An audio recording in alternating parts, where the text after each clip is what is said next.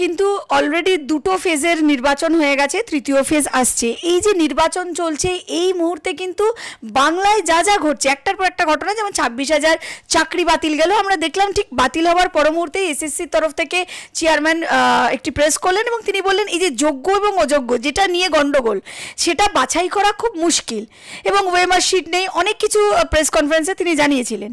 তড়িঘড়ি করে আবার তিনি প্রেস কনফারেন্স করলেন এবং তিনি নির্দিষ্টভাবে বলছেন যে হ্যাঁ, যোগ্য এবং অযোগ্য কতজন আছে সেটা বাছাই করে কতজন যোগ্য কতজন অযোগ্য তার একটা নথি তৈরি করে সুপ্রিম কোর্টে দেওয়া যাবে, কারণ যেহেতু সোমবার শুনানি আছে। এবং বিষয়টা হলো ঠিক তার আগেই দেখলাম প্রধানমন্ত্রীজি এসেছিলেন প্রচারে এবং তিনি একটি মন্তব্য করেছেন যে যারা যোগ্য তাদেরকে বিজেপি লিগ্যাল সাপোর্ট দেবে, পুরো টিম থাকবে এবং যা যা আইনি সুবিধা দেওয়ার বিজেপির তরফ থেকে তা দেওয়া হবে। তারপরেই তড়িঘড়ি এসএসসি থেকে প্রেস করে এই বিজ্ঞপ্তি দেওয়া হলো। কিভাবে বলবেন, কিছুদিন আগে যেখানে বলছে বাছা সম্ভব নয়, তড়িঘড়ি করে কি করে যোগ্য অযোগ্য তাহলে তারা বাঁচবেন? কি বলবেন? বাঁচবেন না, তারাও জানেন বাঁচবেন না।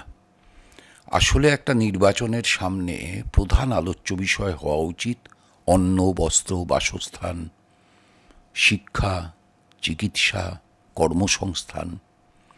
আপনি দেখুন এই যে সব এজেন্ডাগুলোকে নিয়ে আসা হচ্ছে আলোচনায়, তার অর্থ হচ্ছে মূল যে বিষয়গুলো নির্বাচনে আলোচিত হওয়া উচিত সেই বিষয়গুলো দূরে সরে যাচ্ছে। আচ্ছা, এসএসসি তো হলফনামা দিয়ে বলেছে বাছা সম্ভব না। তো ওরা যদি সুপ্রিম কোর্টে গিয়ে বলে যে আমাদের পক্ষে আমরা বাঁচতে পারবো, তাহলে তো ওদের দেওয়া হলফনামা চ্যালেঞ্জড হবে। এত মূর্খ, জনগণকে এত মূর্খ ভাবে। বারবার যখন হাইকোর্ট চেয়েছে, 7বার টাইম দিয়েছে হাইকোর্ট, মিয়ার একবার দুবার না, 7বার হাইকোর্ট টাইম দিয়েছে, ডেট দিয়েছে। ওরা তার ভিতরে 4বার হলফনামা দিয়ে জানিয়েছে ওদের পক্ষে সম্ভব না, ওই মার্কশিট নষ্ট হয়ে গেছে। তাহলে এই যে হলফনামাগুলো ওরা দিয়েছে, এই হলফনামাগুলো মিথ্যে প্রমাণিত হয়ে যাবে যদি ওরা গিয়ে সুপ্রিম কোর্টে বলে আমরা বেঁচে ফেলেছি। তাহলে তো এসএসসি চেয়ারম্যান অ্যারেস্ট হবেন মিথ্যে হলফনামা দেওয়ার দায়, কন্টেম্প্ট অফ কোর্ট হবেন। তাই এগুলো বালখিল্যপনা, এগুলো করে হচ্ছে রাজনীতির মূল ইস্যুকে দূরে সরিয়ে রেখে ভুল ইস্যুতে রাজনীতিকে পরিচালনা করার চেষ্টা। আরেকটি বিষয়ে যাব, সম্প্রতি আমরা দেখলাম রাজ্যপালের বিরুদ্ধেও কিন্তু একটা খুব গুরুত্বপূর্ণ অভিযোগ উঠে এসেছে, যেটা শ্লীলতাহানির অভিযোগ। কিভাবে দেখছেন? রাজ্যপাল কিন্তু একটা রাজ্যের প্রধান এবং সেই প্রধানের ওপরে এই ধরনের এলিগেশন, কি বলবেন? বড্ড রুচিহীন জানেন তো, মানে এসব নিয়ে আলোচনা করতে না আমাদের রুচিতে বাধে। আচ্ছা ঠিক বেছে বেছে 2 দফার ভোট শেষ হয়েছে, 5 দফার ভোট বাকি, সেই সময় অভিযোগটা কেন? মানে রাজ্যপালের 2 দফার ভোট শেষ হওয়ার পরে শ্লীলতাহানির ইচ্ছে হলো, 5 দফার ভোট বাকি থাকলে শ্লীলতাহানির ইচ্ছে হলো, তার আগে পর্যন্ত শ্লীলতাহানির ইচ্ছে হয়নি। মানে এত মানে অবিমৃষ্যকারিতা মিশে আছে না ঘটনাবলীর মধ্যে, যে আমাদের প্র্যাকটিক্যালি রুচিতে বাধে এসব নিয়ে আলোচনা করতে। মানে রাজনীতিকে এত নিম্ন স্তরে নামানো যায় এটা পশ্চিমবাংলা জানতো না। তৃণমূল আর বিজেপি মিলে সেটা পশ্চিমবাংলাকে জানাচ্ছে।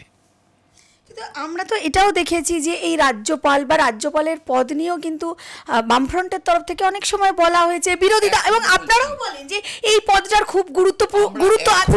আমরা এখনো বলছি এই ধরনের কালচার কিন্তু সত্যিই আমরা 34 বছরেও দেখিনি বা বাংলার ইতিহাসে আমরা দেখিনি। আমরা এখনো বলছি রাজ্যপাল পদ তুলে দেওয়া উচিত, এখনো বলছি।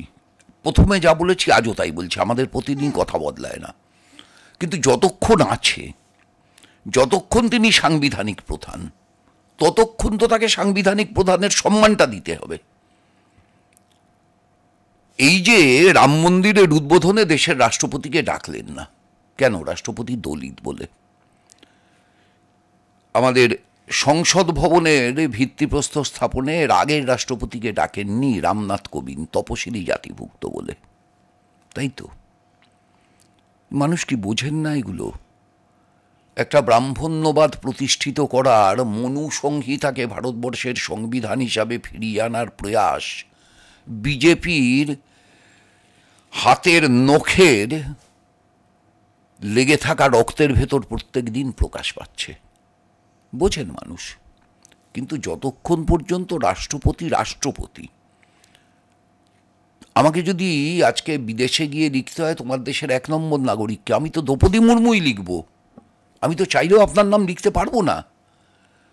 তাহলে সেই রাষ্ট্রনায়ক, রাষ্ট্রপ্রধান, তাকেই অবমাননা কেন? যতক্ষণ সংবিধানের ব্যবস্থাটা আছে, আমরা সংবিধান থেকে এই ব্যবস্থাটা তুলে দেওয়ার পক্ষপাতী, রাজ্যপালের সত্যিই কোনো প্রয়োজন নেই, কিন্তু আমরা তুলে দেওয়ার পক্ষপাতী বলেই তো ব্যাপারটা উঠে যাচ্ছে না। তাহলে যতক্ষণ আছে ততক্ষণ সংবিধানে যে মর্যাদা তাকে দেওয়ার কথা বলা হয়েছে সেই মর্যাদাটা দেওয়া হোক, এই তো কথা, আর তো কিছু কথা নেই। এবং রাজভবন থেকে কিন্তু একটি বিজ্ঞপ্তিও জারি করেছেন রাজ্যপাল, যে আমাদের যে অর্থমন্ত্রী মানে একদম চন্দ্রিমা ভট্টাচার্য নাম করে কোড আনকোড, এবং পুলিশ প্রশাসন সেই রাজভবনের এখতিয়ারের মধ্যে মানে তাদের প্রবেশাজ্ঞা নিষেধাজ্ঞা জারি করেছেন। কিভাবে দেখছেন?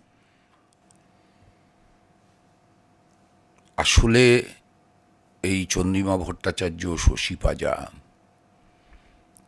এরা এত প্রোঅ্যাক্টিভ হলেন কীভাবে বলুন তো?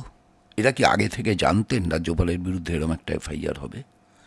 নির্বাচনের বাজারে আমার মতো একটা মানে মামুলি এলেবেলে রাজনৈতিক কর্মী, সেই তো কালকের কর্মসূচি যা আছে সেটা বাতিল করে আরেকটা কর্মসূচির কথা ভাবতে পারছি না।